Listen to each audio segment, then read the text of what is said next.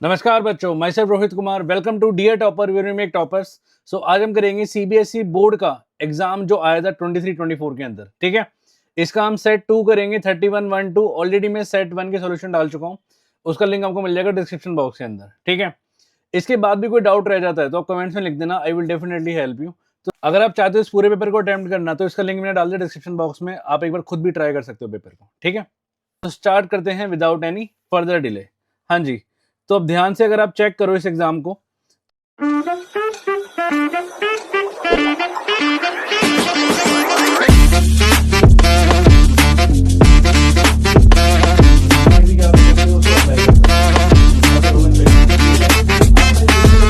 तो भाई इसमें ना कुछ इंस्ट्रक्शंस होती है जो हम ज्यादातर इग्नोर मार देते हैं, और भाई वही सबसे इंपॉर्टेंट पार्ट होता है इस एग्जाम का। पता है आपको, पहली बात सेट 2 है ये। सबसे पहले चेक करना होता है मैं एग्जाम के अंदर कि भाई कि इसमें 23 प्रिंटेड पेजेस है, और उसके बाद चेक करना होता है कि 39 क्वेश्चन होने चाहिए। QP code given on the right hand side of the question paper should be written on the title. याद रखना ये बात बहुत इंपॉर्टेंट है, पॉइंट नंबर 3 और पॉइंट नंबर 4। अगर आप ये नहीं लिखोगे तो आपकी कॉपी इवेल्युएट ही नहीं होगी, चेक नहीं करेगा वो। ठीक है, please write down the serial number. Serial number लिखना बहुत ज्यादा जरूरी है। 15 मिनट रीडिंग के मिलते हैं, आपको पता ही है, 10:15 से 10:30।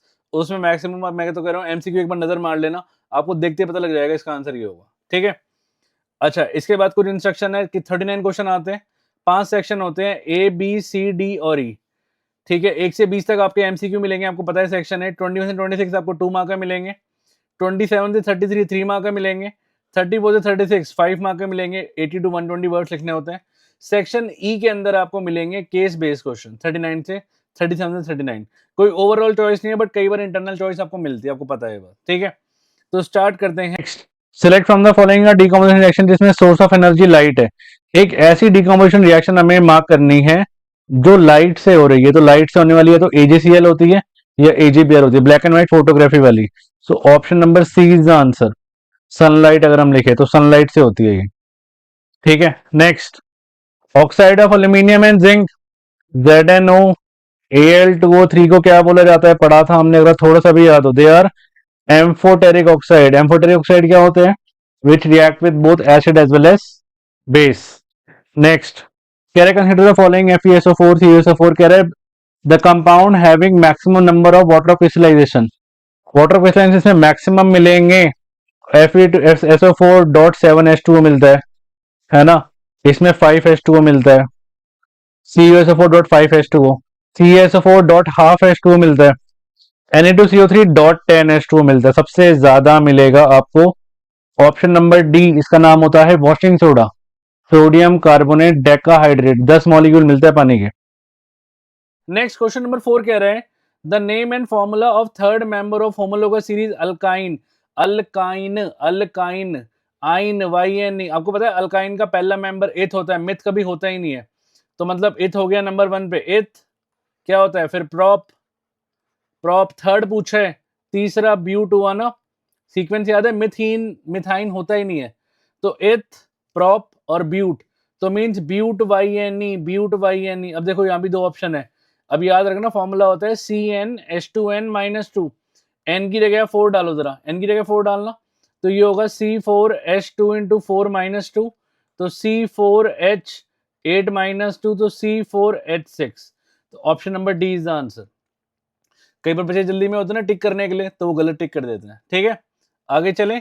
Next, metal and non metal जो दोनों लिक्विड होते हैं, मेटल तो लिक्विड देखो मरकरी हो गया, तो या तो ऑप्शन नंबर बी है या फिर ऑप्शन नंबर सी है। बट नॉन मेटल जो लिक्विड होता है वो होता है ब्रोमीन। तो option number C is the answer. Exam में कैसे लिख के आना है, एग्जाम में आप सी लिखोगे फिर ऑप्शन में लिखोगे मरकरी एंड ब्रोमीन। एग्जाम में ऐसे अटेम्प्ट करना है हमने। ठीक है, नेक्स्ट, कह रहे हैं MnO2, ये आपको रिएक्शन दी हुई है। The reaction given above is redox reaction. सही बात है। इसमें हो क्या रहा है, MnO2 से MnCl2 बन रहा है, मतलब MnO2 क्या हो रहा है, रिड्यूस हो रहा है ना। MnO2 आपका हो रहा है रिड्यूस, रिड्यूस रिड्यूस रिड्यूस, ये रहा COD, और HCl हो रहा है ऑक्सीडाइज। तो option number D is the answer. Answer आ गया आपको, option number D is the answer. Next, से कह रहा है जब 2 ml NaOH को मैंने मिलाया जिंक से, तो और उसको हीट किया गया, तो बताओ रिएक्शन को ऐसे लिखेंगे। तो हम रिएक्शन क्या होती है, Zn प्लस NaOH। और हमने कई बार ये क्लास में भी रिएक्शन की है, क्या जिंकेट बनता था, जिंकेट। जिंकेट होता है ZnO2 वैलेंसी 2 और Na की वैलेंसी होती है 1 क्रॉस मल्टीप्लाई, ये बनेगा Na2ZnO2 और H2 हाइड्रोजन गैस, ऑप्शन वाली गैस निकलेगी। ठीक है, अब जरा चेक कर लो ऑप्शन कौन सा है। ये ऑप्शन मैच हो रहा है, ऑप्शन नंबर बी। तो फर्स्ट का हो गया option number B is the answer. Next question number 8 कह रहा है which one of the following statement is not true. इनमें से कौन सी स्टेटमेंट सच नहीं है, नॉट ट्रू। याद रखना, कई बार हम जल्दी जल्दी में ट्रू पढ़ देते हैं और है ना गलत कराते हैं। DNA carry information for inheritance of feature from parent to, बिल्कुल सच बात है, हमारे अंदर इन्फॉर्मेशन आती है from parents to next generation. DNA is the source of making protein, ये तो लाइन हमने एज इट इज पढ़ी है एनसीईआरटी के अंदर। Change in the information leads to different protein, बिल्कुल सच बात है, हमारी बॉडी का जो बॉडी डिजाइन है जो हमारा आया है वो प्रोटीन की वजह से तो आया है। एक प्रोटीन का बॉडी डिजाइन होता है जो अलग अलग होता है हर किसी का, है ना। एक बार डी पढ़ना, feature will remain the same even the protein change, ये बात गलत हो गई ना भाई। आपकी बॉडी में अगर प्रोटीन ही बदल जाएगा मतलब डीएनए बदल गया, डीएनए बदल गया मतलब आपकी बॉडी का जो फीचर जो बॉडी डिजाइन था वो बिल्कुल चेंज हो चुका है। तो इट मीन्स 8 का होगा डी ऑप्शन। क्लियर है, 8 का होगा डी। आगे चले नेक्स्ट पे। Next, in a nerve cell the site where the electrical impulse is converted into a chemical signal. Electrical impulse convert होती है केमिकल सिग्नल में, मैंने पढ़ाया था। ये जो न्यूरॉन जाता है ना, न्यूरॉन जाता है, ये एक्सॉन होता है, यहाँ पे नर्व एंडिंग होती है और यहाँ पे साइनैप्स होता है। यह जो मैसेज जाता है ये जाता है इलेक्ट्रिकल इंपल्स में, बट यहाँ पे वो केमिकल में कन्वर्ट हो जाता है। तो ये क्या हुआ, इसको साइनैप्स बोलेंगे बट साइनैप्स ऑप्शन में है नहीं, तो ये हो गया न्यूरोमस्कुलर जंक्शन। न्यूरोमस्कुलर जंक्शन, इसे जंक्शन को कहते हैं हम। ठीक है, नेक्स्ट, क्रोमोसोम्स क्या करते हैं, carry heard information from parent. सही बात है, पेरेंट्स इन एक्सजेनेशन में इंफॉर्मेशन लेके जाते हैं। They are thread like structure, सही बात है। Always exist in pair, chromosome जरूरी नहीं है पेयर में होते हैं। Are involved in the process of cell division, तो सेल डिवीजन के प्रोसेस में आते हैं। ठीक है, तो इसका आएगा option number C. Option number C is the answer.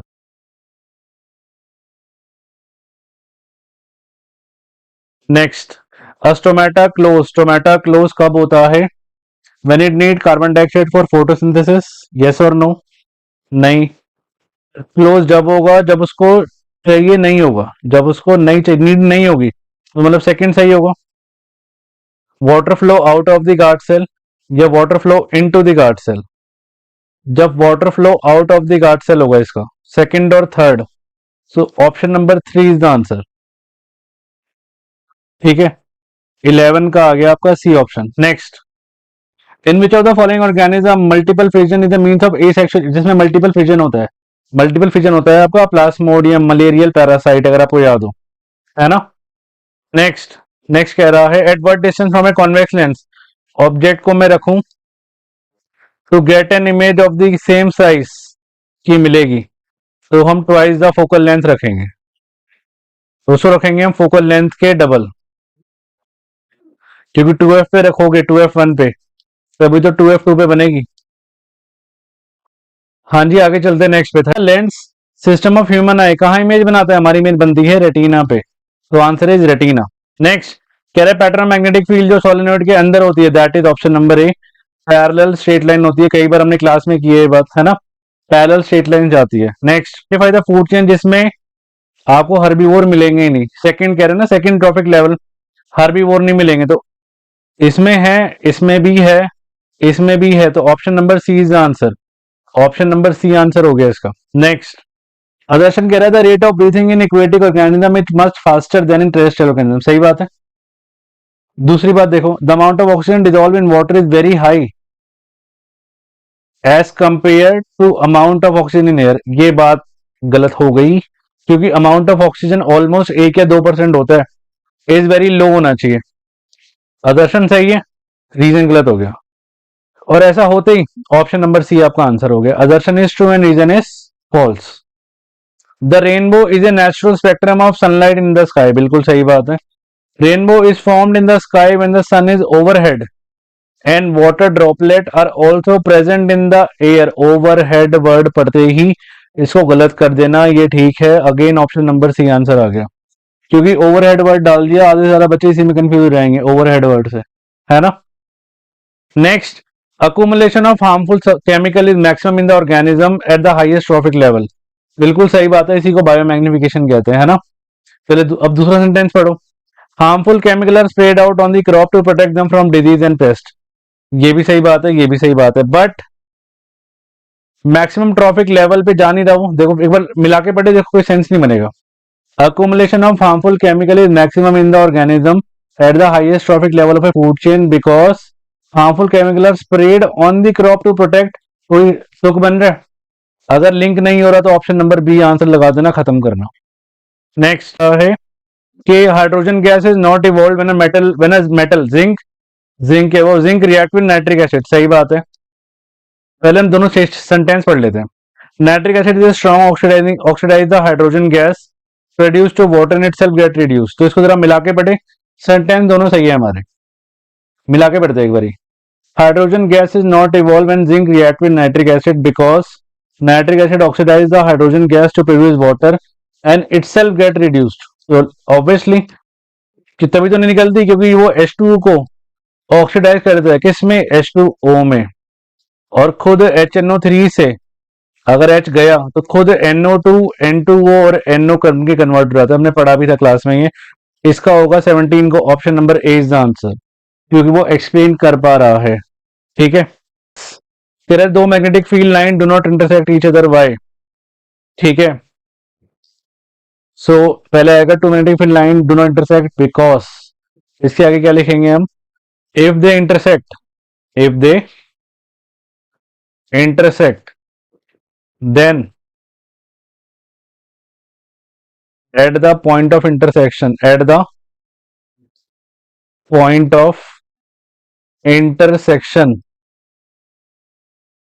there will be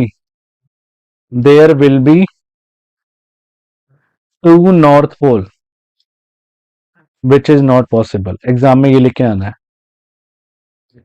अगर वो कर गई इंटरसेक्ट तो पॉइंट ऑफ इंटरसेक्शन पे दो नॉर्थ पोल बन जाएंगे, लाइक दिस। यहां पे कंपास रखोगे, ठीक है। There will be two north pole for magnetic compass, proper ये लिख देते हैं, which is not possible. Magnetic compass को दो नॉर्थ पोल दिखाने पड़ेंगे, which is not possible. Second part, how is uniform magnetic field in a given region represented, draw a diagram. कह रहे यूनिफॉर्म मैग्नेटिक फील्ड कैसे दिखाई, अभी तो आया था क्वेश्चन, बताओ क्वेश्चन अभी आया हमारा, ये ऐसे दिखा देते हैं इसको यूनिफॉर्म मैग्नेटिक फील्ड को, like this, parallel straight lines. ये होती है आपकी uniform magnetic field.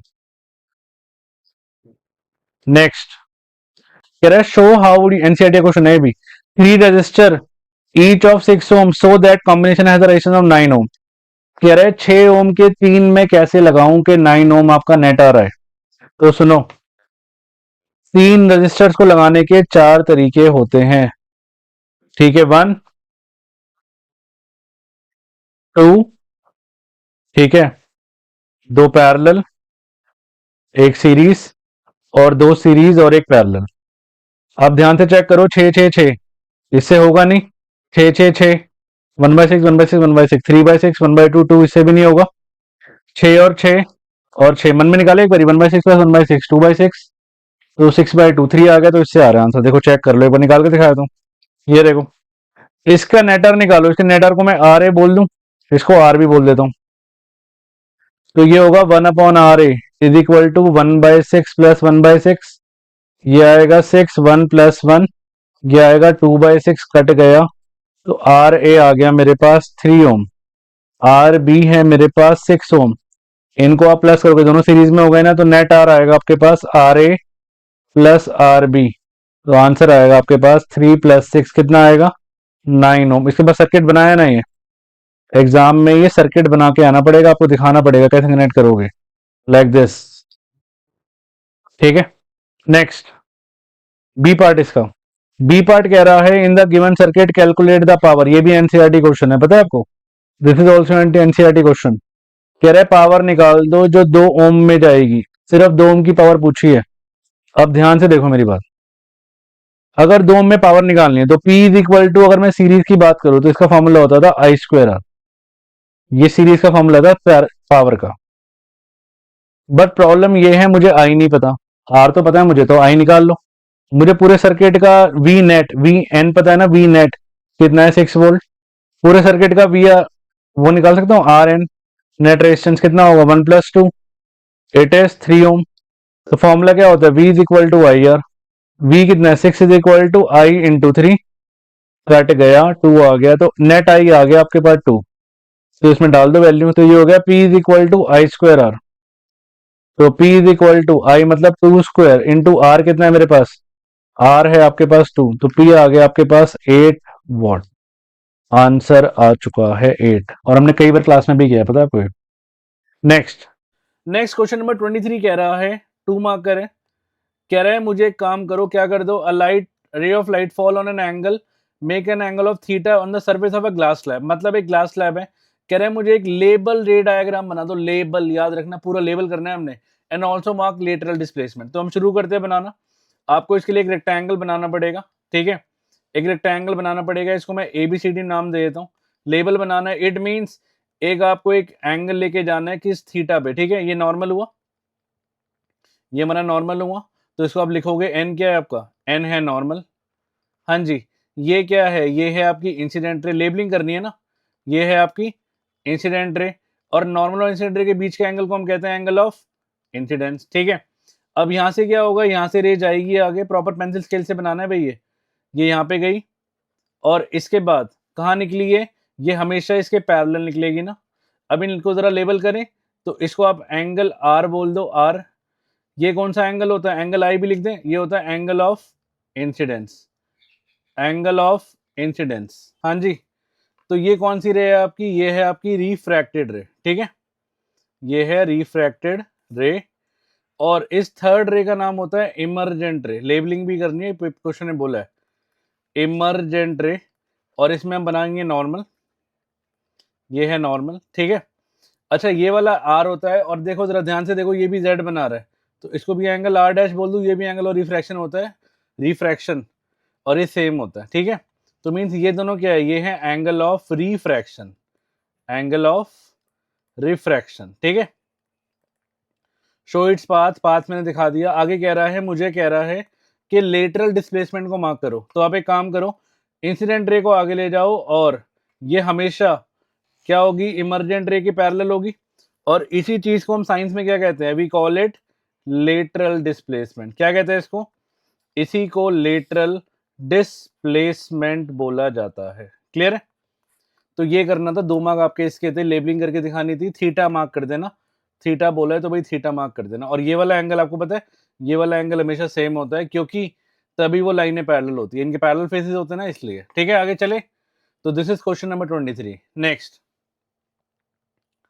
Next question number 24 कह रहा है कि in which region of the brain is medulla, medulla और सेरिब्रम लोकेटेड। तो भाई आपको पता है हिंड ब्रेन जो होता है उसके 3 पार्ट होते हैं, क्या क्या होता है, मेड्यूला, सेरिबेलम और Pond's.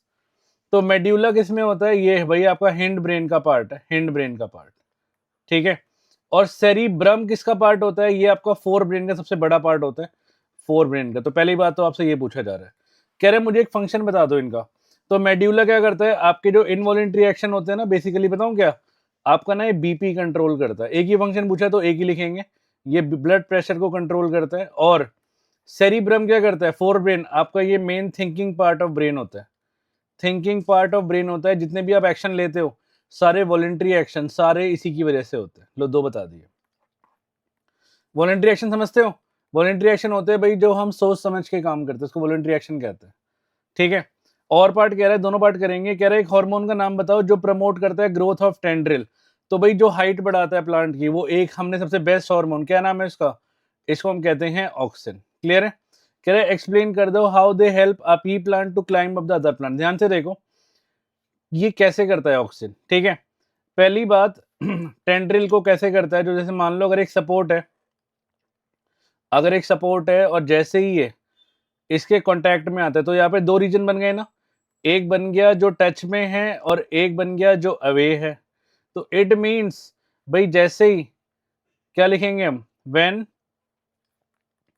it comes in contact with any support, in contact with any support, किसी भी सपोर्ट के जब वो कॉन्टैक्ट में आएगा तो दो पार्ट मिल गए मुझे, पहला टच वाला, दूसरा अवे वाला।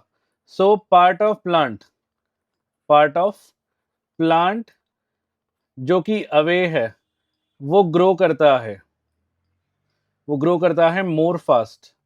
बात समझ आ रही है भाई? पीछे से है ना, ये जो अवे वाला पार्ट है जहां पे अवे लिखा है, ये ऐसे पीछे से ना क्या करेगा, ग्रो करेगा और इसको गोल गोल गोल गोल घुमा देगा। ठीक है, grow more fast and circle it, ये सर्कल में क्या हो जाएगा, गोल गोल हो जाएगा। और एक और बात बताऊं ऑक्सिन की खास बात, भाई ऑक्सिन ना हमेशा शेडी पार्ट में निकलता है। ये 2 पॉइंट लिखा ना, 2 मार्क का है, पूरे के 2 के 2 मिलेंगे आपको। क्लियर है? So this is the answer of question number 24। आगे चले नेक्स्ट क्वेश्चन नंबर 25 कह रहे हैं mention the pathway of urine in our body, हमारी बॉडी में जो पाथवे है यूरिन का, starting from organ of it formation of it to its excretion, कहाँ पे वो बनता है और कहाँ से वो एक्सक्रीट करेगा, पूरा पाथवे मुझे बता दो।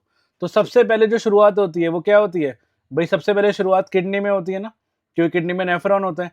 उसके बाद वो ट्यूबुलर पार्ट होता है, उसको यूरेटर कहते हैं। यूरेटर के बाद क्या आता है? वो आता है यूरिनरी ब्लैडर, और यूरिनरी ब्लैडर के बाद क्या आता है? जब वो एक्सपेल आउट करता है उसको हम कहते हैं यूरेथ्रा। याद है? हाँ जी, ये किडनी होती है। किडनी के बाद ये जो ट्यूबुलर पार्ट होता है इसको हम क्या कहते हैं? We call it ureter. और यहाँ पे क्या होता है? ये यहाँ पे यूरिनरी ब्लैडर होता है, और ये जो एक्सपेल आउट करते हैं ये क्या होता है? यूरेथ्रा। तो ये हो गई किडनी। क्लियर है? ये हो गया आपका यूरिनरी ब्लैडर, सॉरी यूरेटर। ये हो गया यूरिनरी ब्लैडर जहां पे यूरिन स्टोर होता है, यूरिनरी ब्लैडर। और ये हो गया यूरेथ्रा। क्लियर है? तो ये है इसका। ठीक है, अच्छा इसके बाद कह रहा है what will happen if the tubular part of the nephron does not work. अगर ट्यूबुलर पार्ट नेफ्रॉन का नहीं काम करेगा तो क्या होगा? तो भाई क्या होगा? तो आपको पता है ना, रीएब्जॉर्प्शन नहीं होगी। तो भाई नो रीएब्जॉर्प्शन, क्योंकि ट्यूबुलर पार्ट ऑफ नेफ्रॉन में क्या होता है? रीएब्जॉर्प्शन होती है। रीएब्जॉर्प्शन किस किस की? ना सॉल्ट की रीएब्जॉर्प्शन हो पाएगी, ना अमीनो एसिड की हो पाएगी, ठीक है, ना पानी की हो पाएगी, क्योंकि भाई वो प्रॉपर काम ही नहीं कर रहा, ना पानी की हो पाएगी। पॉइंट नंबर 2 हम कह सकते हैं हमारी बॉडी में ना जो एसिड बेस का जो एक बैलेंस बना होता है, वो बैलेंस क्या होगा? वो बैलेंस बिगड़ जाएगा, वो बैलेंस खराब हो जाएगा आपका एसिड बेस का ना जो बैलेंस बना होता है। ठीक है, और बेसिकली हम कह सकते हैं कि लेस यूरिन फॉर्म होगा और आपकी बॉडी में प्रॉपर क्या नहीं हो पाएगा? लेस यूरिन फॉर्म होगा तो क्या होगा आपकी बॉडी में? प्रॉपर भाई किडनी क्या फिल्टर नहीं कर पाएगी। क्लियर है? So this is question number 25, 2 mark का है, 1 मार्क इसका और 1 मार्क इसका। क्लियर है? नेक्स्ट 26 कह रहे हैं translate the following statement into chemical equation and then balance them. Balance करने का बहुत इंपॉर्टेंट है। कह रहे हैं solution of barium chloride and aluminium sulphate. तो बेरियम क्लोराइड Ba की वैलेंसी होती है 2, Cl की होती है 1, क्रॉस मल्टीप्लाई। तो फर्स्ट पार्ट हम शुरू कर रहे हैं, ये बना BaCl2। Clear? Plus aluminium sulphate, Al की वैलेंसी होती है 3, सल्फेट होता है SO4 वैलेंसी 2, क्रॉस मल्टीप्लाई, ये बना Al2SO4 whole thrice.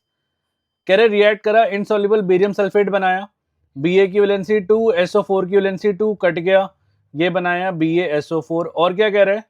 Aluminium chloride that is AlCl3। Clear है? ये तो हमने बचपन से ही पढ़ा है, 8th क्लास से पढ़ते हैं। अरे ये चीज ठीक है, अब बैलेंस करिए जरा, डायरेक्टली बैलेंस करना सिखाऊं।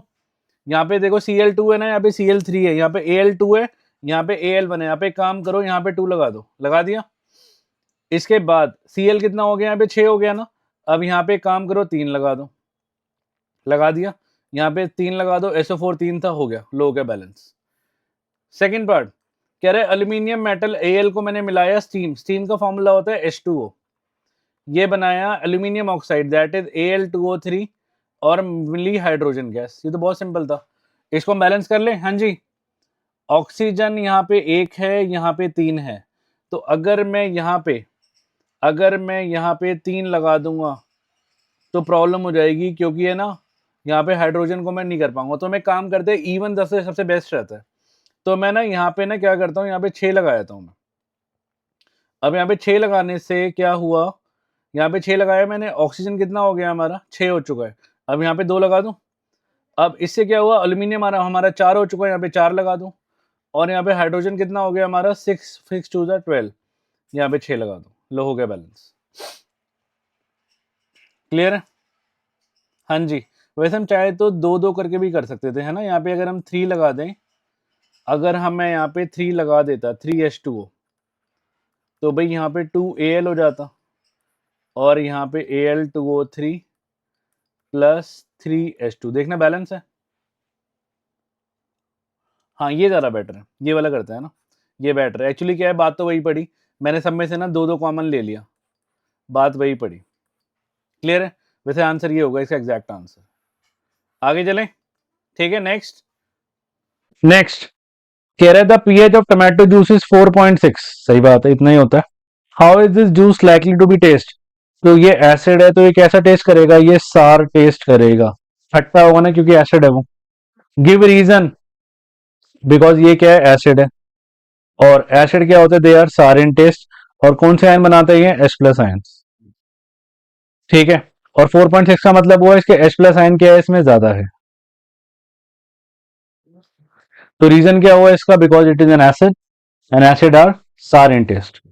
सेकेंड पार्ट कह रहा है how do we differentiate between a strong acid and a weak base in term of ion formation in aqueous solution. Second part, तो स्ट्रॉन्ग एसिड की अगर मैं बात करूं, स्ट्रॉन्ग एसिड एक्वस फॉर्म में कंप्लीटली आयोनाइज हो जाएगा, कंप्लीटली आयोनाइज हो जाएगा। और वीक बेस एक्वस फॉर्म में क्या होगा, पार्शियली होगा, पार्शियली आयोनाइज होगा। इसका मीनिंग बताता हूं मैं।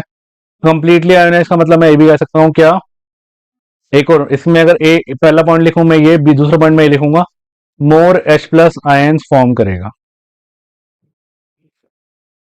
इसका ए पॉइंट ये लिखूं, बी पॉइंट इसका मैं लिखूंगा क्या, लेस OH- आयंस फॉर्म करेगा। तो ये बी पार्ट का आंसर है। थर्ड कह रहा है acid rain can make the survival of aquatic animal difficult. How? Acid rain से सर्वाइवल डिफिकल्ट हो जाता है, सही बात है। तो हम थर्ड का आंसर लिखेंगे, पहले हम एसिड रेन का पीएच लिखेंगे क्या, व्हेन रेन वाटर, जब रेन वाटर से नेक्स्ट पेज पे जगह छोड़िएगा मैंने, अच्छा यहाँ पे लिखते हैं, थर्ड पॉइंट बैक पेज पे लिखते हैं ना, क्योंकि जगह छोड़ी स्पेशली मैंने, ये रहा। ठीक है, क्या लिखेंगे हम, व्हेन रेन वाटर या when the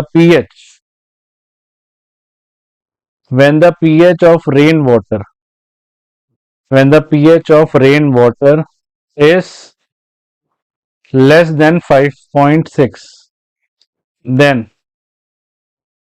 this rain is called, क्या कहते हैं इसको हम, this rain is called, इसको बोला जाता है acid rain. This rain is called acid rain, पहला पॉइंट। दूसरा पॉइंट, व्हेन दिस रेन, जब ये rain goes into sea, then fishes start to die and aquatic life is disturbed, aquatic life gets disturbed। समझ आ रही है बात? जब ये पानी एसिड रेन का जाएगा कहाँ पे सी में जाएगा, तो उसकी फिश को मारना शुरू कर देगा, start to die and aquatic life get disturb. Aquatic life क्या हो जाएगी, खराब होनी शुरू हो जाएगी। नेक्स्ट, राइट वन केमिकल, एक इक्वेशन लिख के दिखा दो मुझे जिसमें पहले में कलर बदला है, कलर चेंज हुआ है। तो कलर चेंज होने वाली रिएक्शन हम वही लिख देते हैं सबसे बेस्ट, Fe प्लस CuSO4, क्या बनेगा, ये बनेगा FeSO4 प्लस Cu। अच्छा, एक और बात कह रहे हैं, मेंशन कलर चेंज, ये भी ध्यान रखना। तो एग्जांपल वही देना जो आपको आता हो पहले पार्ट का। इसका कलर होता है ब्लू कलर, और ब्लू से बन जाता है ये डर्टी ग्रीन सा। ठीक है, बी पार्ट। सेकंड पार्ट की अगर हम बात करें, चेंज इन टेम्परेचर, तो ये तो CaO, अभी तो किया रिएक्शन CaO प्लस H2O, कितना सिंपल रिएक्शन है, CaOH होल ट्वाइस प्लस इसमें से क्या निकलेगी, हीट निकलेगी, वार्म हो जाएगा। Third part, formation of precipitate, ये हमने कई बार याद किया था क्लास में, double displacement reaction, third part Na2SO4 plus BaCl2, double displacement, Cl उठ के यहाँ पे, SO4 उठ के यहाँ पे, ये बनेगा 2NaCl प्लस BaSO4। कलर याद रख लेना, BaSO4 का कलर व्हाइट होता है, व्हाइट पीपीटी बनती थी याद है। तो ये हो गया आपका 3 मार्क, आपको पूरे मिल गए। बैलेंस रिएक्शन है। Define reflex action, with the help of flow chart मुझे एक पाथ बना दो, अगर मैं छींकता हूँ, स्नीज करता हूँ। रिफ्लेक्स एक्शन होता है ऑटोमेटिक, नोट्स में ये लिखा हुआ है एनसीईआरटी में भी, automatic quick and sudden response to stimuli, sudden action, sudden response to stimuli. कह रहे फ्लो चार्ट बना दो मुझे जिसमें स्नीजिंग वाला, तो फ्लो चार्ट की अगर हम बात करें तो सबसे पहले स्टिमुलस आएगा। स्टिमुलस मतलब आप छींकोगे, क्यों क्यों छींकोगे, क्योंकि अनवांटेड पार्टिकल थे प्रेजेंट एयर में, अनवांटेड पार्टिकल्स जो कहाँ थे, इन नोज में चले गए। इसके बाद स्टिमुलस वो कहाँ जाएगा, वो जाएगा आपके नाक के पास, नोज में रिसेप्टर होते हैं ना, ऑल फैक्ट्री रिसेप्टर याद है। फिर वो जाएगा सेंसरी नर्व के पास, उसको सेंस किया जाएगा, सेंसरी नर्व भेजेगा इसको स्पाइनल कॉर्ड के पास, स्पाइनल कॉर्ड क्या करेगा, एक क्विक एक्शन लेगा, स्पाइनल कॉर्ड से जाएगा वो मोटर नर्व के पास, मोटर नर्व क्या करेगा इसको, मोटर नर्व बोलेगा कि भाई छींक ले चल, इजाजत है, स्नीजिंग, और ये हो गया आपका रिस्पॉन्स। तो ऐसे करना था हमने, ठीक है, बना सकते हैं हम, हमारे वैसे नोट्स में वो वाला है, टच करना हॉट ऑब्जेक्ट को। हाँ जी, नेक्स्ट क्वेश्चन नंबर 30 कह रहा है, in the context of the statement chlorophyll necessary for the photosynthesis. आपको याद है हमारी एनसीईआरटी में एक्टिविटी की मैंने, उसी के ऊपर क्वेश्चन कर रहा है ये, तो जस्ट इमेजिन उसके ऊपर भी क्वेश्चन आ सकता है बोर्ड में, सोच के देखो आप। What are variegated leave, very मतलब अलग अलग कलर की लीव्स को वेरीगेटेड लीव्स कहते हैं। एग्जाम्पल दे दो, तो वेरीगेटेड लीव्स क्या होती है भाई, लीव्स विच exhibit different colours, variety, different colours को हम कहते हैं वेरीगेटेड लीव्स।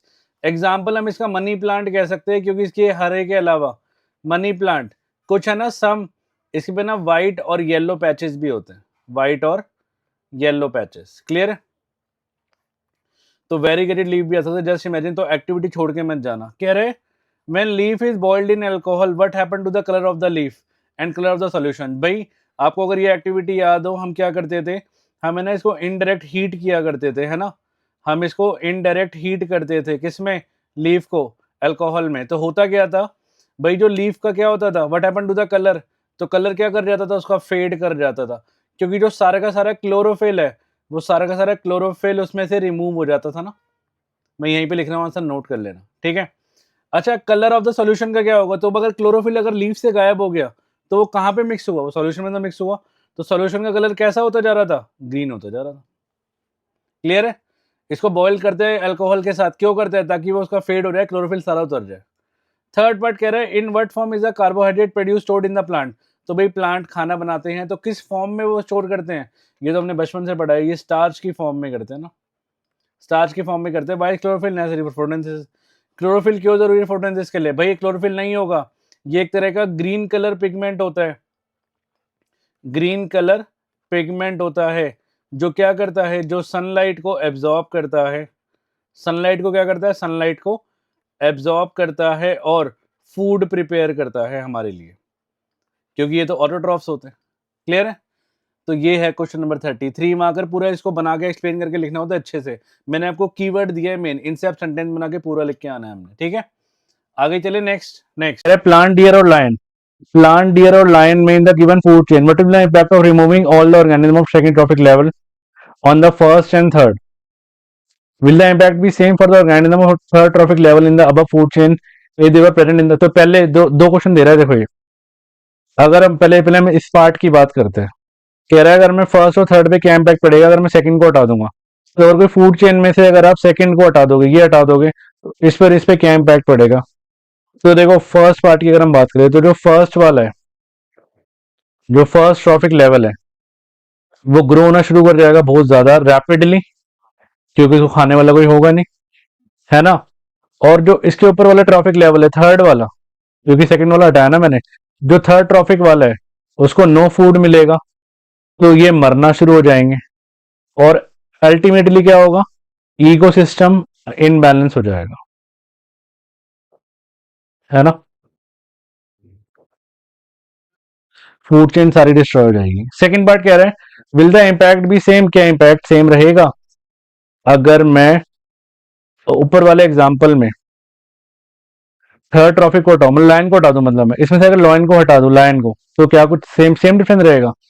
अगर आप बी पार्ट लाइन को हटा दोगे तो डियर वही सेम काम, डियर इंक्रीज होना शुरू हो जाएंगे, और इतने ज्यादा इंक्रीज हो जाएंगे कि उनको प्लांट धीरे धीरे क्या होंगे, डिक्रीज होते चले, क्योंकि डियर प्लांट ही खाते हैं, हर्बीवोर होते हैं।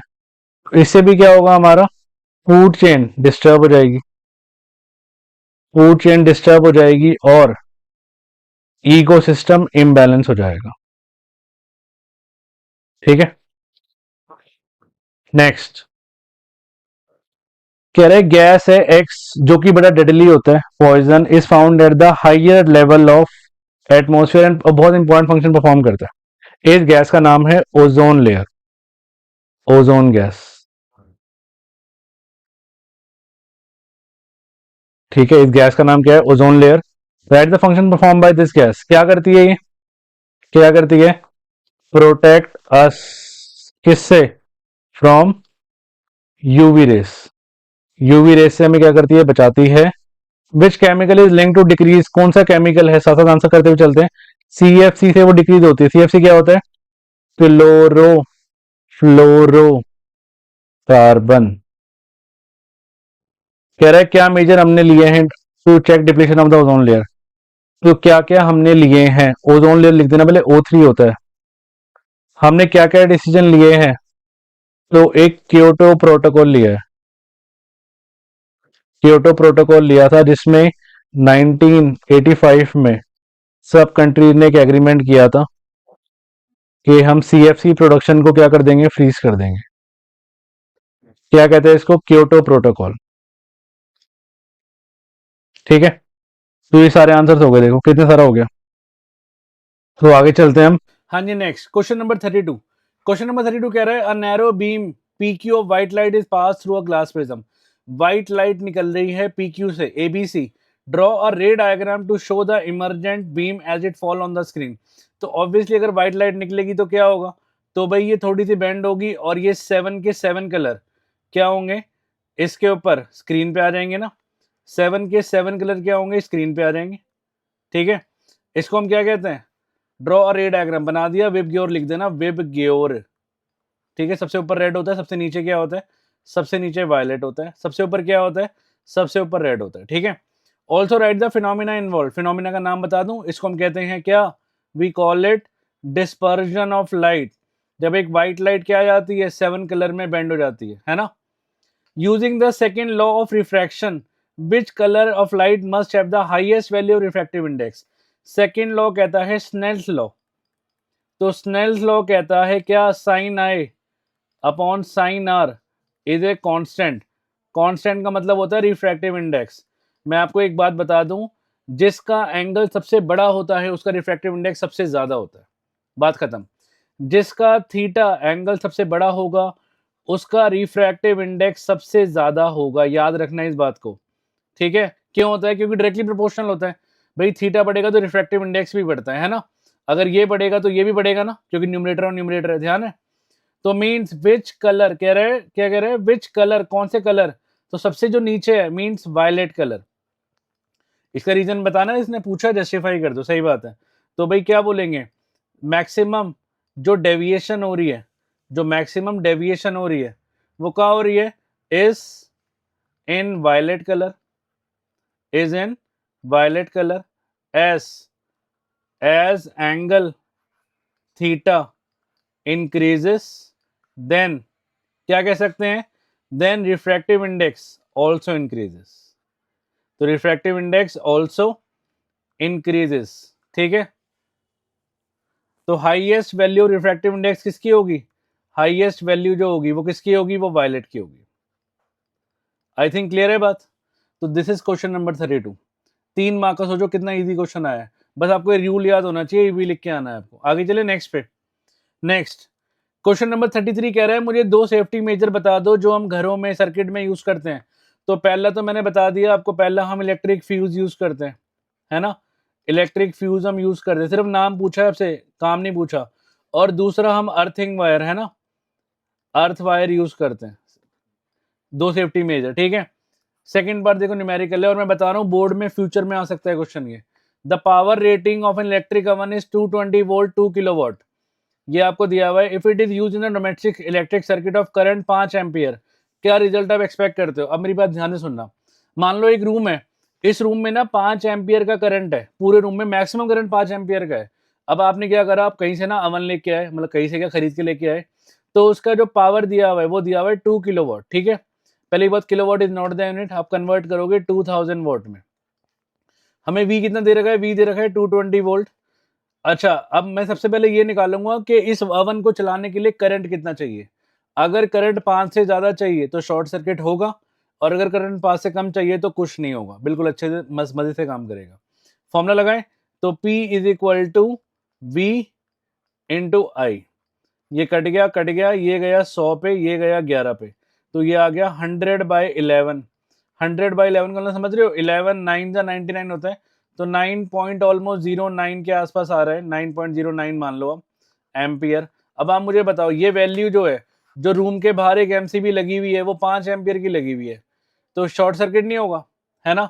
तो आंसर क्या आएगा, कैलकुलेशन मैंने बता दी, तो it will short this circuit. क्यों होगी, क्योंकि जो करंट रेटिंग है भाई क्या है, वो ज़्यादा है 5 से कम होगी तो शॉर्ट सर्किट नहीं होगा। और ये एग्जाम में बहुत फेमस क्वेश्चन है जो एग्जाम में आ सकता है, इसको नोट करो, हम आगे चलते हैं।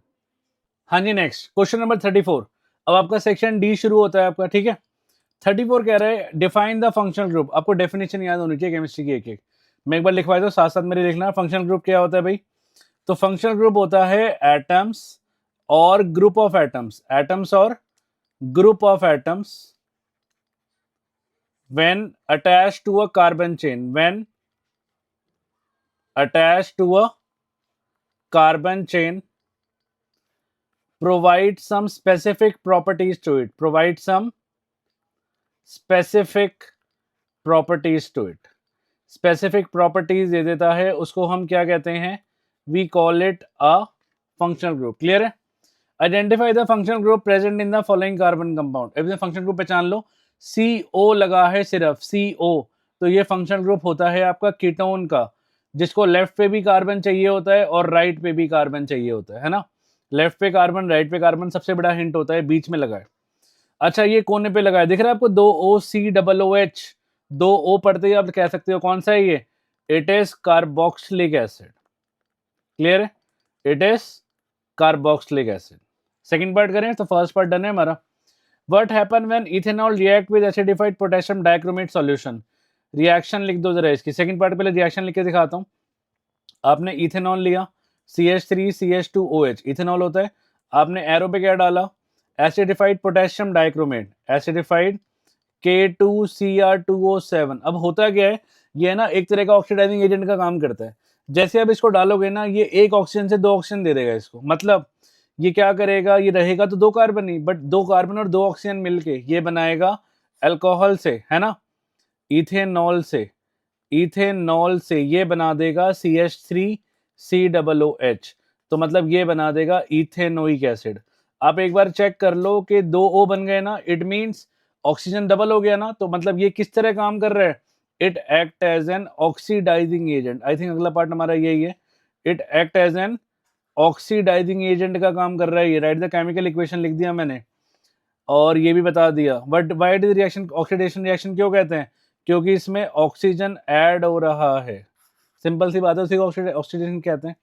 थर्ड कह रहा है write the chemical equation for the reaction of ethanoic acid with NaOH, तो ये तो बहुत सिंपल है, एसिड और बेस की रिएक्शन है। हाँ जी, यहाँ लिख दूं थर्ड पार्ट, इथेनोइक एसिड का सिंबल होता है, ये होता है CH3COOH प्लस NaOH। तो देखो ये तो हमने एसिड बेस में पढ़ी थी, एसिड और बेस क्या देगा, सॉल्ट और वाटर।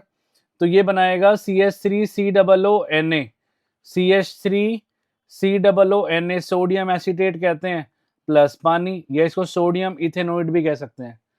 इसका नाम Na सोडियम एसीटेट भी कह सकते हो। एसीटेट आयन याद है ना, sodium acetate. So this is the reaction. पूरे 5 नंबर पक्के हो गए हमारे। क्लियर है? अच्छा, इसके बाद और पार्ट भी कह रहा है, और पार्ट भी करेंगे, 5 नंबर का है। ये वो करना है, फिर ये करना है। Describe the method of preparation of soap giving chemical equation for the reaction involve. तो भाई पहले आपको बताना है कि साबुन कैसे बनता है, दैट इज आपको सपोनिफिकेशन बतानी है। तो सपोनिफिकेशन के लिए आपको पहले एस्टर बनाना पड़ेगा। तो शुरुआत करते हैं। हाँ जी, तो एस्टर कैसे बनता था, जब हम इथेनोइक एसिड पे क्या डाल देंगे, इथेनॉल डाल देंगे। तो जब भी हम ऐसा करेंगे और एसिड को एज अ कैटलिस्ट यूज करेंगे, तो होगा क्या, एसिड का काम होता है हमेशा पानी निकालना, याद करना। तो ये पानी गायब कर देगा, पानी निकल गया, जो बचा लिख दो। तो मतलब जो में बड़ा सा ही बनता है CH3COO, CH2CH3, ये हमारा एस्टर बनता है, नहीं प्लस पानी। अच्छा, साबुन बनाना है हमने।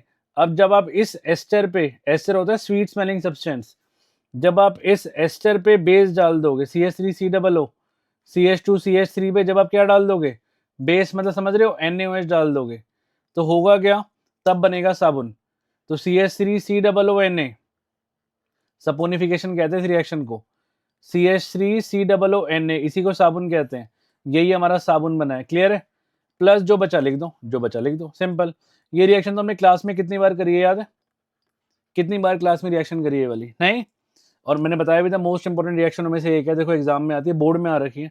तो आपका साबुन बन चुका है। Preparation of soap giving chemical equation. तो पहले मैंने इथेनोइक एसिड और इथेनॉल से एस्टर बनाया, फिर एस्टर पे मैंने बेस डाला, आपका साबुन मिल गया। क्लियर है? सेकंड पार्ट कह रहा है explain with diagram the mechanism of cleaning action of soap. तो पहले डायग्राम कौन सा बनेगा इसमें, डायग्राम भाई वो बनेगा कि बीच में ऑयल ड्रॉपलेट होती है, और यहाँ पे क्या होता है, ये मिसेल का डायग्राम होता है, मिसेल का। मैं आपको ना कीवर्ड दे देता हूँ, 5 नंबर का है, कम से कम 1 से 1.5 पेज भर के आना है हमने इसके अंदर। ये Na plus, Na plus, Na plus, ये मिसेल का डायग्राम है जो मैं बनाना है, बीच में ऑयल ड्रॉपलेट को पकड़े हुए ये। ठीक है, अब एक बार जरा मैकेनिज्म समझते हैं इसका। पेन दूसरा ले लेते हैं।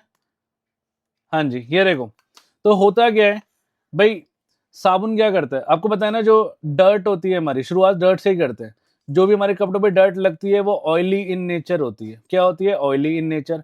एंड वी नो, जो ऑयल होता है वो कभी भी पानी में नहीं मिलता।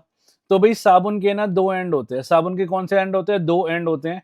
एक होता है हाइड्रोफिलिक एंड, हाइड्रोफिलिक एंड, और एक होता है हाइड्रोफोबिक एंड। अब इनके बारे में आप समझ जाओ, आपको सब कुछ समझ आ जाएगा। हाइड्रोफोबिक एंड आप आसानी से बना के लिख सकते हो। हाइड्रो का मतलब होता है वाटर, और फिल का मतलब होता है लव, तो इसको पानी से प्यार है।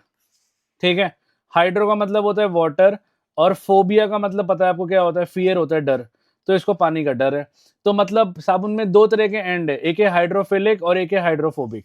तो एक क्या करेगा, एक पानी में मिलेगा और एक है ना डर्ट में मिलेगा, क्योंकि डर्ट का नेचर क्या होता है, मैंने बताया ना, ऑयली नेचर होता है।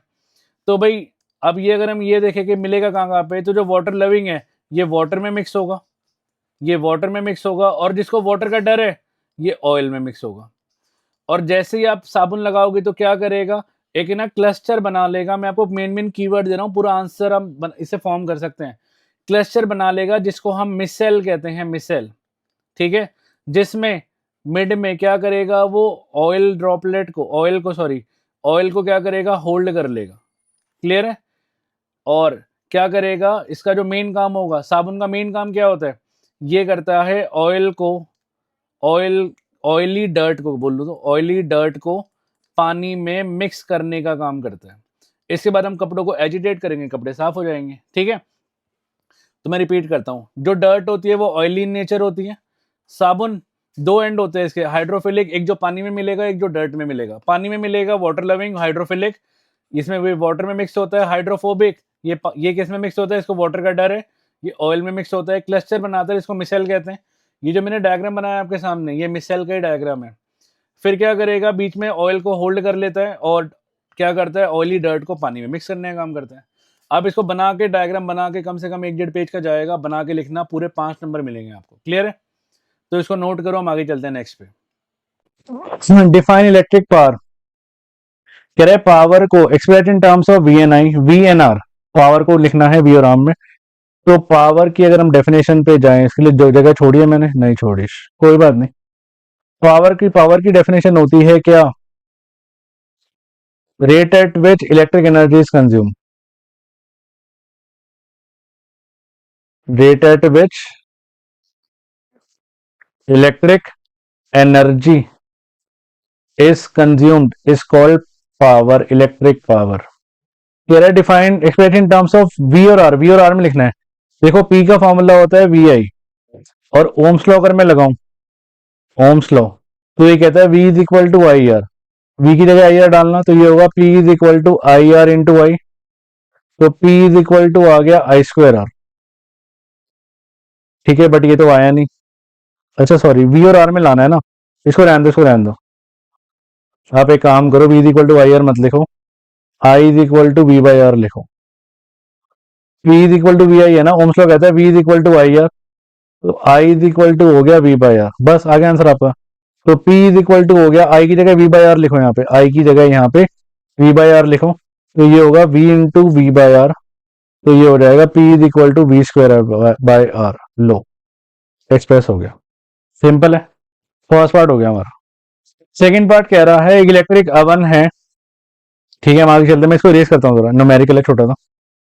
कह रहा है एक अवन है जो वर्क करता है मेंस में 220 वोल्ट, 11 यूनिट लेता है और 5 घंटे चलता है। Calculate power rating. Second part, power rating निकाल दो। तो हमारे पास अवन का वी कितना है, मेरे पास ये है 220 वोल्ट, और यूनिट 11 यूनिट, मतलब एनर्जी हो गई ना इसकी 11 यूनिट, तो 11,000 वॉट आवर बोल दूं, या 11 किलोवाट आवर बोल दो, सेम बात है। और टाइम कितना ले रहा है वो, 5 घंटा। कह रहा है पावर रेटिंग निकाल दो। First part, P is equal to formula होता है V I, P is equal to V I, और E is equal to P into T, ये भी होता है। तो अगर मैं ई अपॉन टी कर दूंगा तो मेरे पावर रेटिंग आ जाएगी ना इसकी, ध्यान से चेक करो। अगर मैं P is equal to E upon T लिख सकता हूँ, ई कितना है मेरे पास 11,000 वॉट आवर, और टी कितना है मेरे पास 5 घंटे, कट गया 5 गया, 5 to the 10 to the 10 200 watt आ गया। तो 2200 वॉट आपका आंसर आ चुका है, 2200 वॉट।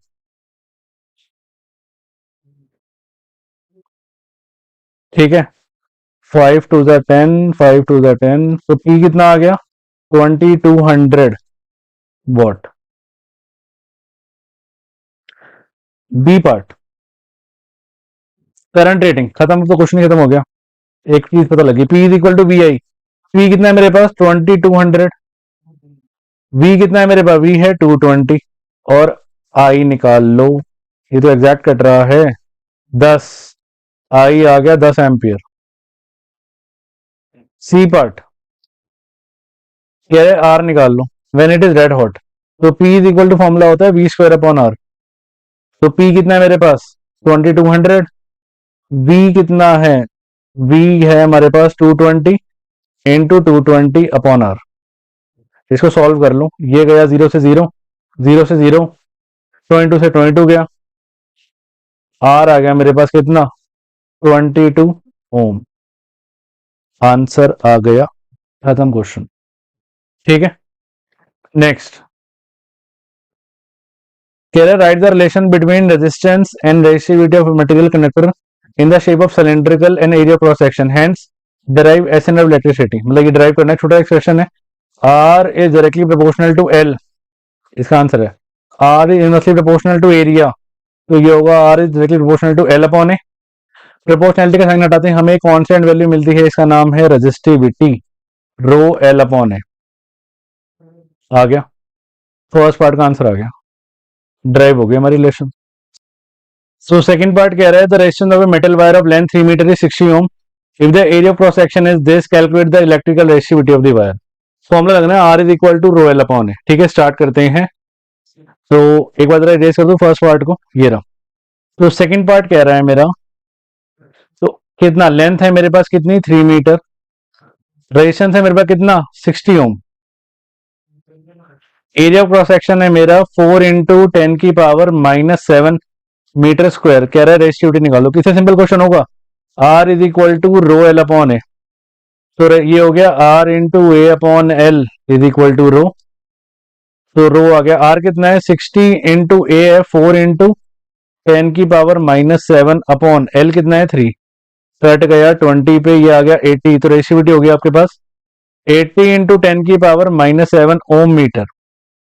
थर्ड पार्ट कह रहा है how would electrical resistivity be affected अगर मैं पार्ट 2 को स्ट्रेच कर दूंगा double its length.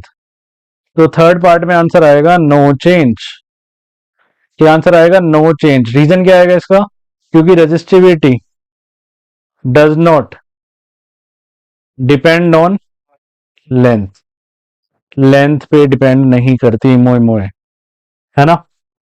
Next part, next part नहीं, नेक्स्ट क्वेश्चन कह रहे हैं name 3 technique device use by human female to avoid pregnancy, mention the side effect caused by each.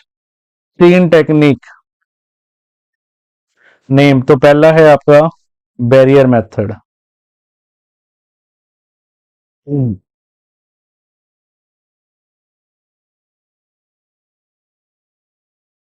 Number 2 है आपका IUCD, नंबर 3 है आपका केमिकल मेथड,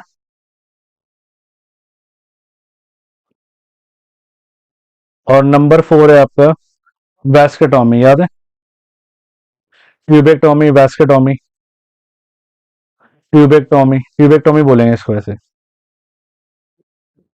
तो 4 बता दिए मैंने, लो कोई भी 3 लिख दो। IUCD क्या होता है, इंट्रा यूट्राइन कॉन्ट्रासेप्टिव डिवाइसेस। इसमें कॉपर टी प्लेस की जाती है, और इसके क्या होता है, इसमें प्रॉब्लम क्या होती है, इरिटेशन। केमिकल मेथड हो गया आपका, ये हो गया आपका हार्मोनल पिल्स। इसमें हार्मोन इम्बैलेंस हो जाते हैं और एग लेट रिलीज करता है, ठीक है। ट्यूबेक्टोमी हो गया आपका फेलोपियन ट्यूब को कट करना, फेलोपियन ट्यूब को कट करके टाई कर देना। इसे प्रॉब्लम क्या है, इसे प्रॉब्लम ये है कि इस प्रोसेस में इसकी डेथ तक हो सकती है, ठीक है। बैरियर का हम बात कर लेते हैं, प्रोटेक्ट करना, प्रोटेक्शन। इससे क्या है, ये जो लुब्रिकेंट लगा होता है ये कई बार इरिटेट कर देता है भी। तो 4 बता दिए मैंने, कोई भी 3 लिख देना। कह रहा है what will happen if in a human female when fertilisation take place, और बी पार्ट जब एग फर्टिलाइज। तो दोनों क्वेश्चन तो पूछ लिया इसने। फर्टिलाइजेशन होगा तो क्या होगा, तो पहले ए पार्ट कर दे, जब फर्टिलाइजेशन होगा तो क्या होगा। जब फर्टिलाइजेशन होगा तो क्या होगा, तो सबसे पहले पहला स्टेप वो क्या फॉर्म कर लेगा, फॉर्म जायगोट। वो जायगोट फॉर्म कर लेगा, और जायगोट फॉर्म करने के बाद वो एम्ब्रियो में कन्वर्ट होगा, और एम्ब्रियो में कन्वर्ट होने के बाद वो यूट्रस की लाइनिंग से चिपक जाएगा, यूट्रस लाइनिंग से वो क्या हो जाएगा, ठीक हो जाएगा। फिर वो धीरे धीरे ग्रो होगा, ठीक है। ग्रो करके वो फीटस में कन्वर्ट होगा और एक ब्लास्टुला बना लेगा। Blastula means collection of cells, और उस पर न्यूट्रिशन और वो मदर के थ्रू जाता रहेगा, और अप्रॉक्स पीरियड ऑफ 9 मंथ्स वो क्या करेगा, एक इंडिविजुअल ग्रो कर जाएगा। और इस 9 मंथ्स के पीरियड को हम कहते हैं जेस्टेशन पीरियड। क्लियर है, जब होगी फर्टिलाइजेशन तो ये होगा, और जो नहीं होगी तो मैं उसको यहां लिख देता हूं, उसको मैं यहां लिख देता हूं,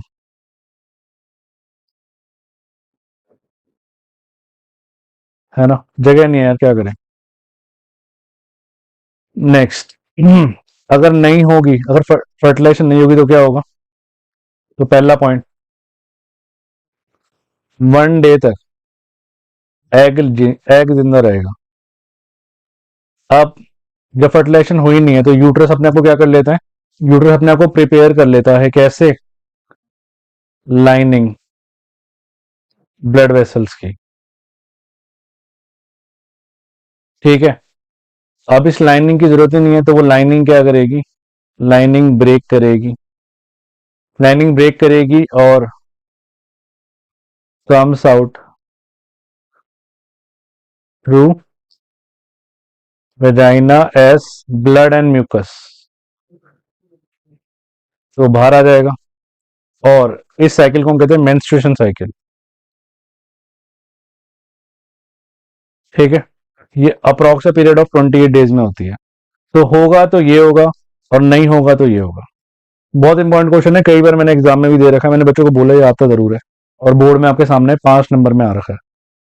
just imagine, draw a diagram. ऐसे सही बताऊं, जो बच्चे मुझसे पर्सनली पढ़ते हैं उनको बहुत अच्छे से पता है, मैंने और पहले ही पेपर पूरा बताया था कि ये आने वाला है, और आप पूछ लेना चाहे तो सेम टू सेम आया, और पूरा नोट से आया, बुक से हमारी। Draw a diagram to show spore formation in rhizopus and label reproductive and non reproductive parts. ठीक है, तो राइजोफस बनाते हैं, राइजोफस का डायग्राम आ गया।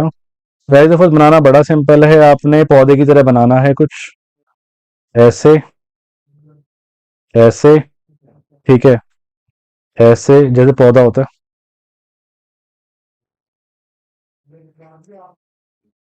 ये ऐसे हो गया, ये बन गया। है ना अच्छी ड्राइंग है ना मेरी? कमेंट में बताना यार कैसी लगी। जो बच्चे मुझे पर्सनली जानते हैं उनको तो पता है मैं कितनी अच्छी ड्राइंग करता हूँ, है ना? नहीं, ये रहा। ये स्पोर्ट्स है, सब में स्पोर्ट दिखाने हैं ऐसे।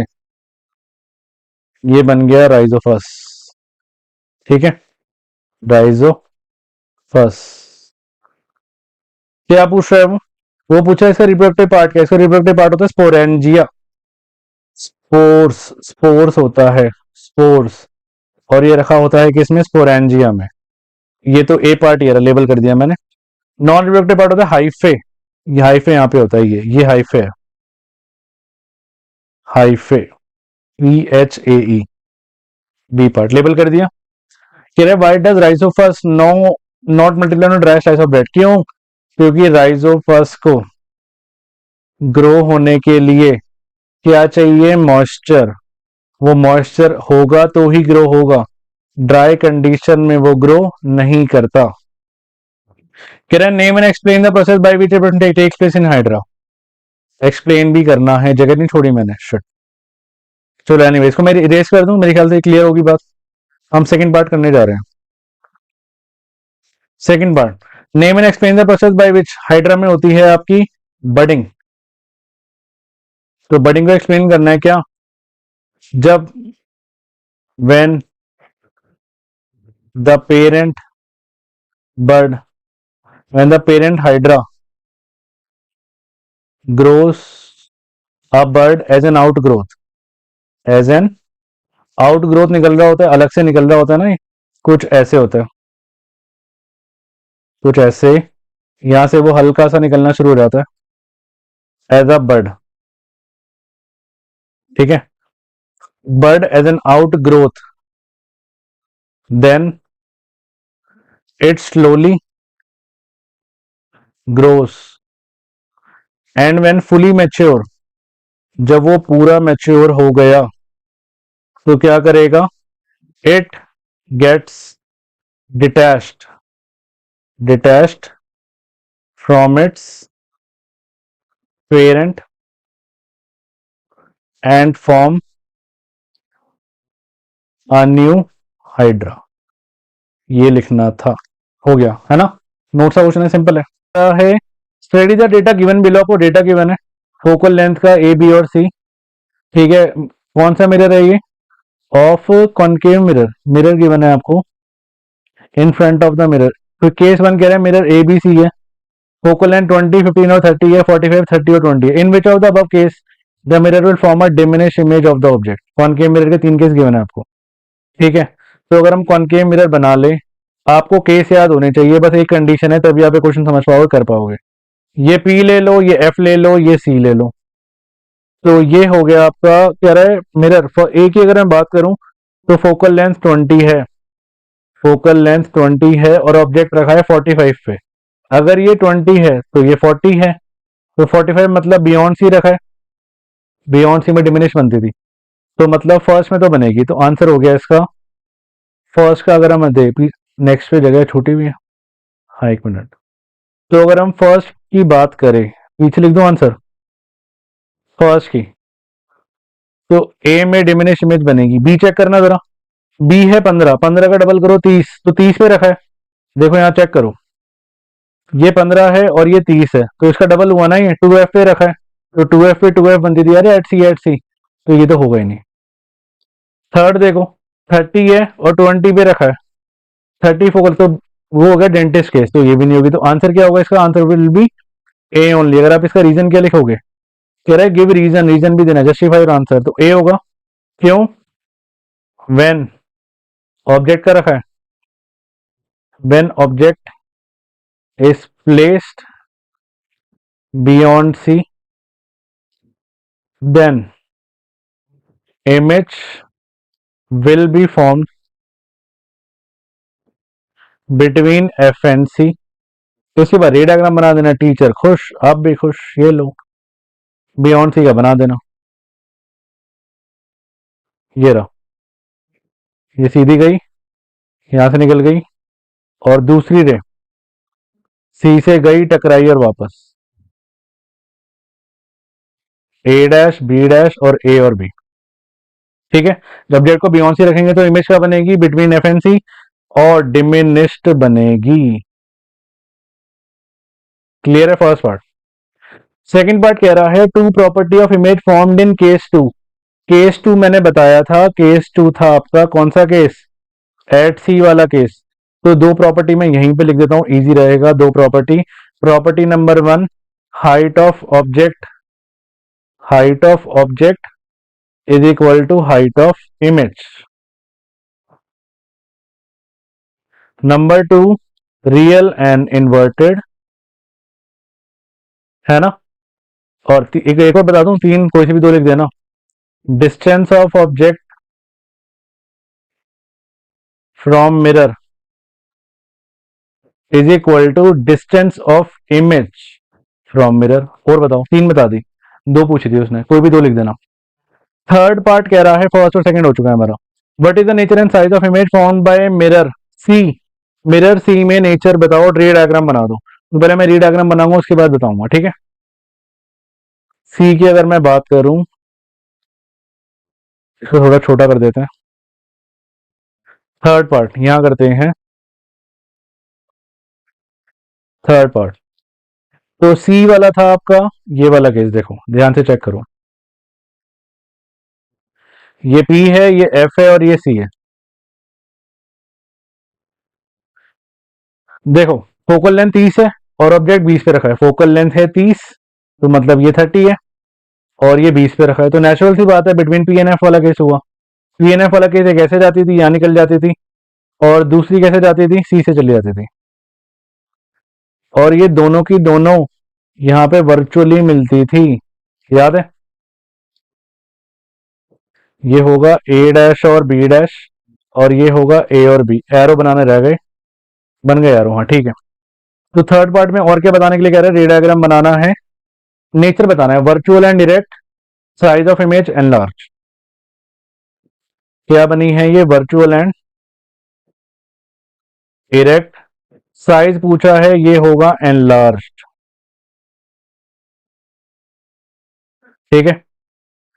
कह रहा है थर्ड, अच्छा और पार्ट भी करते हैं इसका। An object is placed 18 centimetre from the pole of the concave mirror focal length 12, find the position of the image formed in this case. ठीक है, आप जरा इसको नोट कर लो, मैं यहीं पे कर देता हूँ सॉल्व इसको, और पार्ट को मैं यहीं पे सॉल्व कर देता हूँ, इसको जरा नोट कर लो।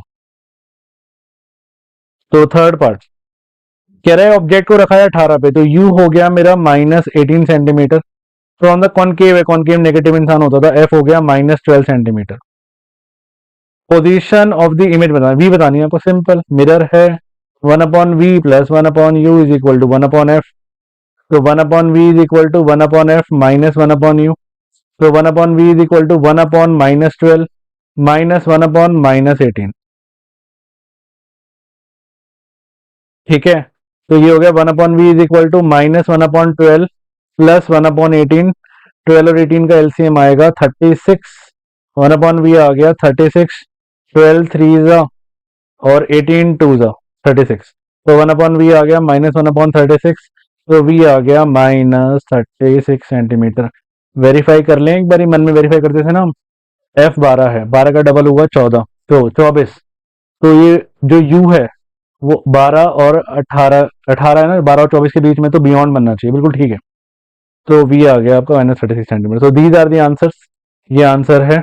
कह रहे हैं Mendel work out the rule of heredity by working on garden pea using a number of visible character when Mendel cross pea plant with pure tall and pure short character to produce F1 progeny, which two observation were made by him in F1 plant?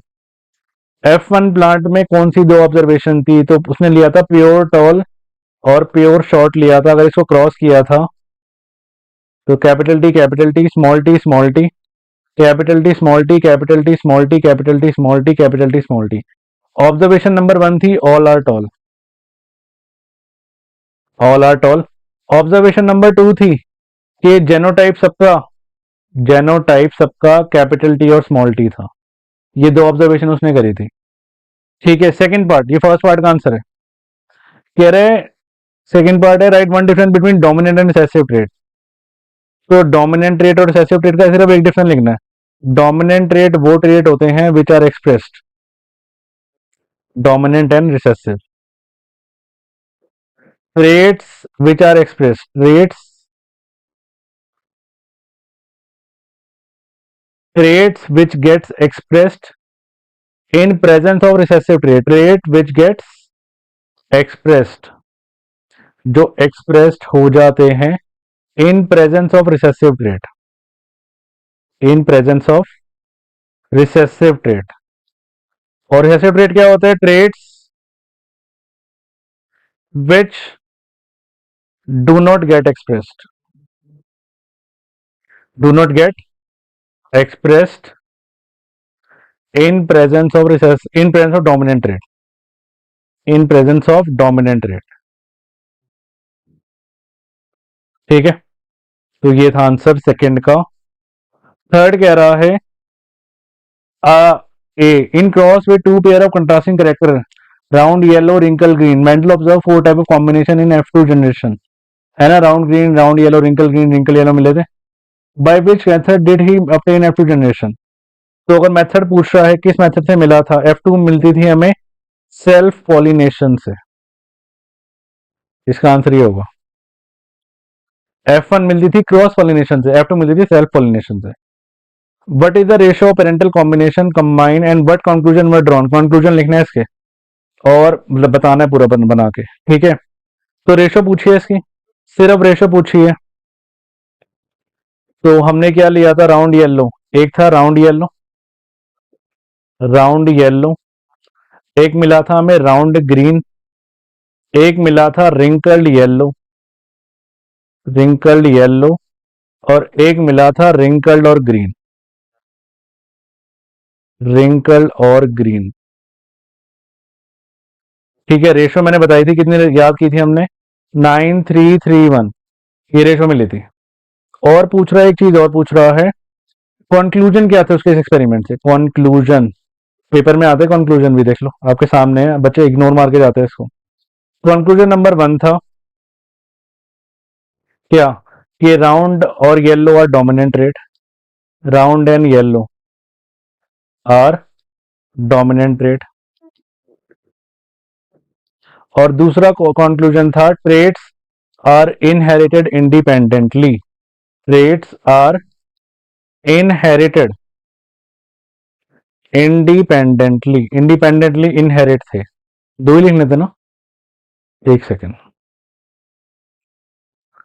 हाँ, दो enough है, दो conclusion. बाकी तीसरा conclusion ये है, हम कह सकते हैं कि वो अलग अलग सेपरेट, हाँ लिख तो लिया, ठीक है, इनफ है, दो कंक्लूजन इनफ है। ठीक है, नेक्स्ट चलें। Next, justify the statement it is possible that a trait is inherited but may not be expressed, कि ट्रेट इनहेरिट है बट एक्सप्रेस नहीं हुआ, इसको जस्टिफाई करो। तो आप लेट ट्रेट भी ले लो, लेट ट्रेट मान लो बी, एक सेकेंड, हम ले लेते लेट फादर आइस बी, आप ले लो ब्राउन।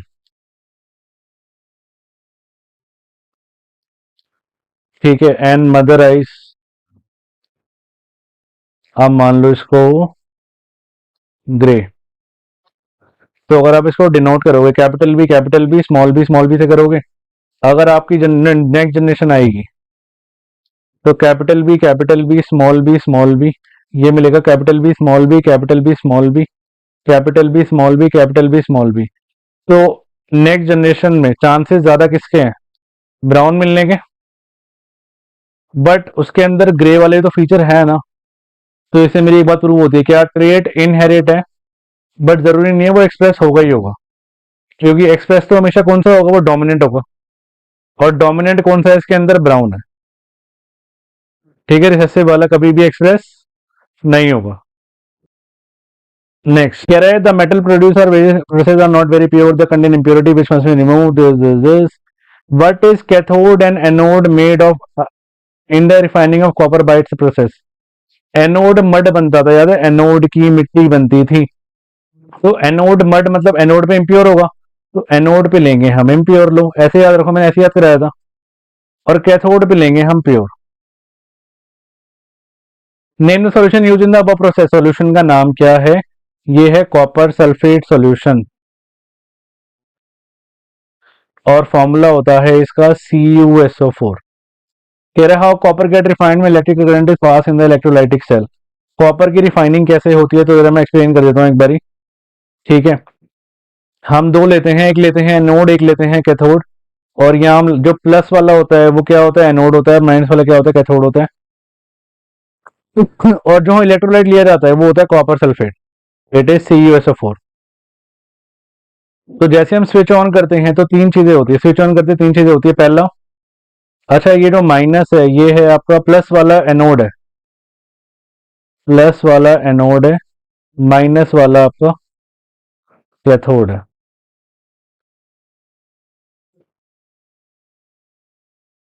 और जो प्लस होता है वो आपका इम्प्योर लेते हैं हम, और माइनस वाला आपका हम क्या लेते हैं, प्योर लेते हैं। ठीक है, जैसे हमने स्विच ऑन करा तो CuSO4 टूटेगा, किस में टूटेगा, Cu2 प्लस और SO4 2 माइनस में।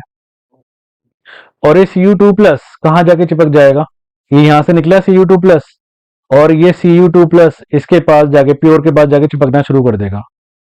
पॉइंट नंबर 2, उतना ही Cu किससे, इस CuSO4 से इसमें मिक्स हो जाएगा। पॉइंट नंबर 2, जितनी इंप्योरिटी मिक्स होने वाली थी वो इंप्योरिटी इसके अंदर मिक्स हो जाएगी, और जो इंप्योरिटी मिक्स नहीं हो पाएगी वो नीचे जाके एनोड मड बन जाएगी। याद है electrolytic refining of copper, anode mud बन जाएगी, है ना, क्लास में किया था हमने, क्या बन जाएगी, anode mud. Next, you have two beakers, हमारे दो बीकर है, ए और बी, जिसमें containing copper sulphate solution. What would you observe after about 2 hour if you dip a zinc beaker, zinc in beaker है, हम दो बीकर हैं ए और बी, जिसमें CuSO4 है और इसमें भी CuSO4 है। कह रहा है ए में डाला हमने Zn और बी में डाला हमने Ag, कह रहा है क्या होगा, तो भाई ए में डिस्प्लेसमेंट हो जाएगी क्योंकि zinc is more reactive than copper, और इसमें नो चेंज। इसका जो कलर है CuSO4 का ब्लू कलर होता है ना, ब्लू टू, रिएक्शन लिखो तो मैं Zn प्लस CuSO4, रिएक्शन लिखनी बहुत इंपॉर्टेंट है, क्या देगा, ZnSO4 plus Cu, white colour का बन जाएगा ब्लू से, और इसमें Ag प्लस CuSO4 क्या बनाएगा, नो चेंज, नो रिएक्शन। ठीक है, हाँ जी, तो इसी के साथ हमारा पूरा का पूरा पेपर होता है खत्म। आई होप आप सबको समझ आया होगा। फिर भी कोई डाउट रह जाता है तो आप कमेंट्स में लिख देना, I will definitely help you. हम नेक्स्ट पेपर में मिलते हैं। Okay, tata, bye bye.